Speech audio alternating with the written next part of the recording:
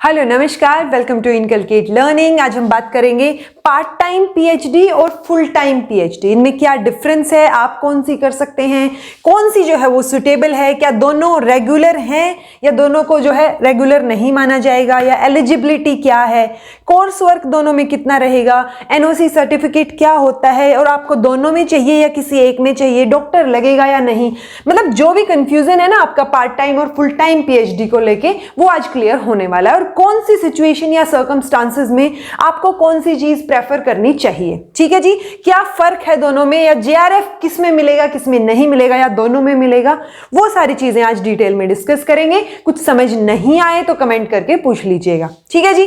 सो देखिए, part time PhD, full time PhD है तो दोनों ही पीएचडी देखा जाए तो, राइट। सो ऑब्वियस सा आंसर होना चाहिए कि जब पीएचडी आप कर ही रहे हैं तो डॉक्टर तो दोनों में ही लगेगा, मतलब आपकी जो डॉक्टरी की डिग्री होगी उसके अंदर कहीं भी मेंशन नहीं होगा कि आपने पार्ट टाइम किया है या फुल टाइम किया है, ठीक है।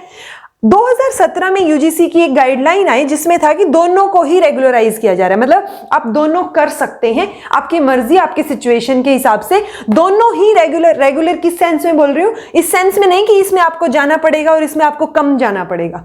ये रेगुलर का अगर वैसे मतलब लगाऊं तो फुल टाइम पीएचडी में रेगुलर का क्या मतलब रहेगा कि आपको डेली जाना पड़ेगा, ठीक है। आप इसके साथ कोई और जॉब, कोई और डिग्री कुछ भी नहीं कर सकते यहां पे, ठीक है। ये यूजुअली कौन प्रेफर करते हैं, जो ऑलरेडी जॉब में होते हैं, या मान लो आपके घर की सिचुएशन ऐसी है कि आपको कोई ना कोई जॉब करनी ही पड़ेगी, ठीक है, उसके बिना, आपकी जॉब के बिना घर चल नहीं रहा है। सो उस टाइम पे लेकिन आपका मन है कि आपको रिसर्च में भी जाना है, या फिर आपका सिर्फ इतना सा मन है कि डॉक्टर लग जाए और एक और एलिजिबिलिटी हो जाए अगर कल को हायर लेवल की पोस्ट निकलती हैं तो। सो उस टाइम पे आप पार्ट टाइम पीएचडी को प्रेफर कर सकते हैं। अब ऑब्वियस सी बात है, आप यहां जॉब कर रहे हैं, आपको पैसे मिल रहे हैं जॉब में, यहां पे आप डेली सिर्फ यहीं पे जा रहे हैं, तो यहां पे आपको जेआरएफ मिलेगा, यहां पर आपको जेआरएफ नहीं मिलेगा, ठीक है। ऑब्वियस कॉमन सेंस वाली चीज है। कोर्स वर्क, दोनों में ही कोर्स वर्क जो है वो 6 महीने का होता है, करना पड़ेगा आपको, ठीक है।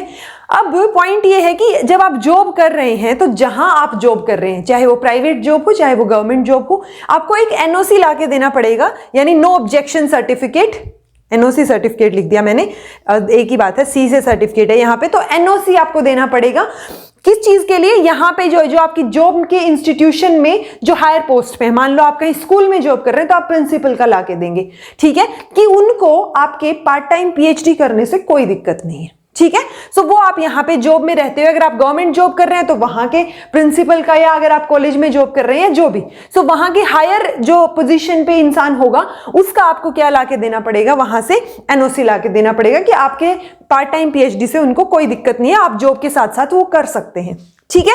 अब ऑब्वियस सी बात है कि जब आप पार्ट टाइम कर रहे हैं तो आपको टाइम ज्यादा लगेगा, क्योंकि आप रोज तो नहीं जा रहे हैं, यहां पे आप रोज जा रहे हैं। मिनिमम होता है कि 3 से 5 साल में आपकी हो जाती है, मतलब 3 साल से शुरू करके आप 5 साल तक तो कर ही देते हैं, कैसे ना कैसे करके खींच के, ठीक है, क्योंकि 5 साल तक ही आपको जेआरएफ मिल रहा है। सो आपका मेजर मोटिवेशन क्या हो सकता है कि चलो और कुछ तो जॉब है नहीं इतनी, 5 साल तक जेआरएफ ही ले लेते हैं, कुछ तो आ रहा है, राइट। सो अगर बहुत सारे लोग हैं यहाँ पे जिनकी 3 साल तक काम वाम कंप्लीट हो जाता है, बट स्टिल वो 5 साल तक खींच देते हैं क्योंकि जेआरएफ चाहिए होता है, ठीक है। बट यहां पे क्या होगा, जब आपको सिर्फ पीएचडी कर रहे हैं, आप रोज जा रहे हैं आप इंस्टीट्यूशन में, तब भी आपको 3 से 5 साल लग रहे हैं, तो यहां पे तो ऑटोमेटिकली टाइम पीरियड इंक्रीज हो गया। सो मेजरली केसेस में देखा गया है कि 5 से तो यहां पे ज्यादा ही टाइम लगता है, 5 साल, तो 6 से 8 साल मान के चलते हैं हम इसमें टाइम, ठीक है।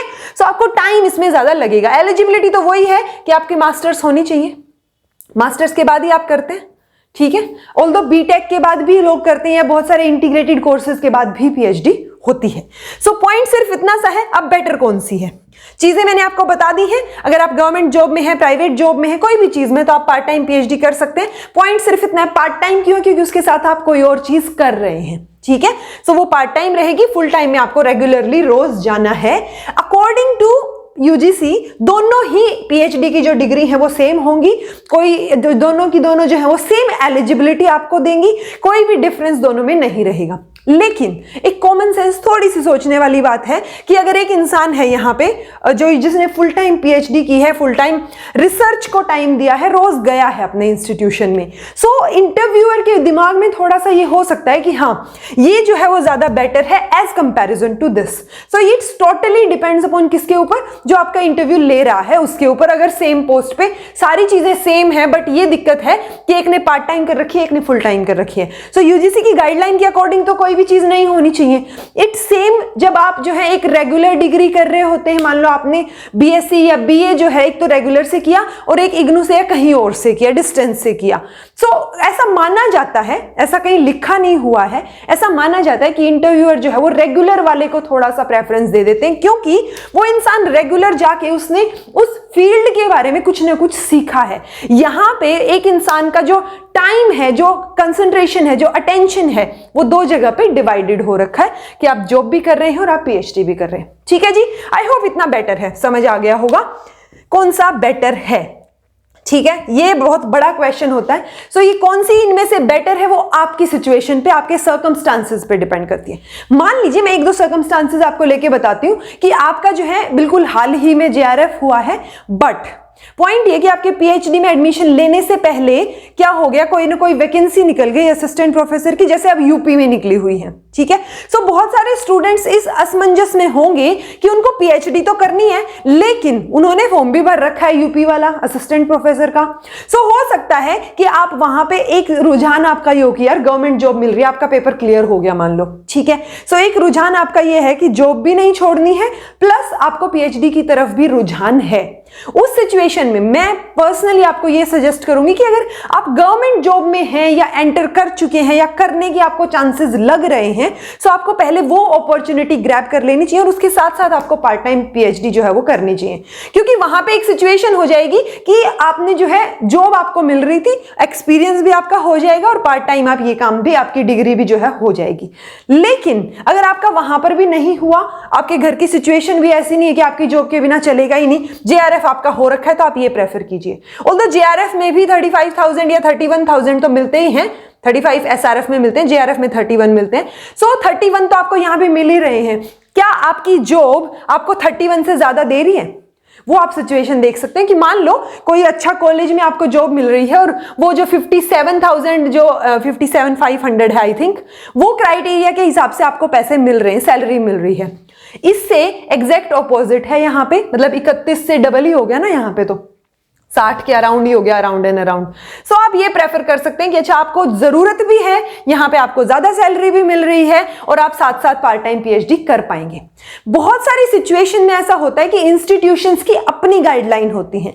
सो हो सकता है किसी इंस्टीट्यूशन में सिर्फ गवर्नमेंट जॉब में अगर आप हैं तो आपको पार्ट टाइम पीएचडी अलाउ की जाए। सो वो आपको इंस्टीट्यूशन वाइज देखना पड़ेगा। जैसे बहुत सारे इंस्टीट्यूशंस आपको ऐसे दिखेंगे कि जो गवर्नमेंट टीचर्स है ना, उन्हीं को वो क्या करते हैं, प्रेफर करते हैं कि अगर उन्होंने बीएड नहीं की है तो उनको डिस्टेंस से बीएड करवा दें। ओके, सेम अप्लाइज हियर कि बहुत सारे इंस्टीट्यूशन हो सकता है सिर्फ गवर्नमेंट जॉब में जो टीचर्स हैं उन्हीं को क्या करें, पार्ट टाइम जॉब, जो पार्ट टाइम पीएचडी जो है वो प्रेफर करें। सो वो आपको इंस्टीट्यूशन वाइज या यूनिवर्सिटी वाइज गाइडलाइन चेक करनी पड़ेगी कि आप कहां से करना चाह रहे हैं और कौन कौन सी यूनिवर्सिटीज जो है वो पार्ट टाइम पीएचडी अलाउ कर रही हैं। अदरवाइज आपके पास यही ऑप्शन बचता है, अगर आपकी एज भी ज्यादा नहीं है, आपके घर में भी ऐसी सिचुएशन नहीं है कि आपका इतने में काम नहीं चल सकता, सो आप ऑब्वियसली जेआरएफ लीजिए, अच्छे से पीएचडी कीजिए। जरूरी है ना, मतलब आप यहां पे 3 साल में कर लीजिए क्योंकि आपकी एलिजिबिलिटी भी हो जाएगी, तब तक आपको पैसे मिल ही गए, फिर आप कोई जॉब ज्वाइन कर लीजिए। ठीक है, सो आई होप आपको सर्कमस्टांसेस के अकॉर्डिंग चीजें क्लियर हुई होंगी। फिर भी कोई कंफ्यूजन है तो कमेंट करके पूछ लीजिएगा। अगर आपको पर्सनलाइज्ड गाइडेंस चाहिए या फिर आपको थोड़े से पर्क्स या बेनिफिट्स चाहिए इनकलकेट लर्निंग से, सो आप ज्वाइन के बटन को दबा के इनकलकेट लर्निंग को ज्वाइन भी कर सकते हैं। ऑल्दो ज्वाइन वाले में पैसे लगते हैं बट सब्सक्राइब करना बिल्कुल फ्री है। सो वीडियो को लाइक कीजिए, शेयर कीजिए और सब्सक्राइब कीजिए इनकलकेट लर्निंग को। Thank you so much for watching. Be happy, keep smiling.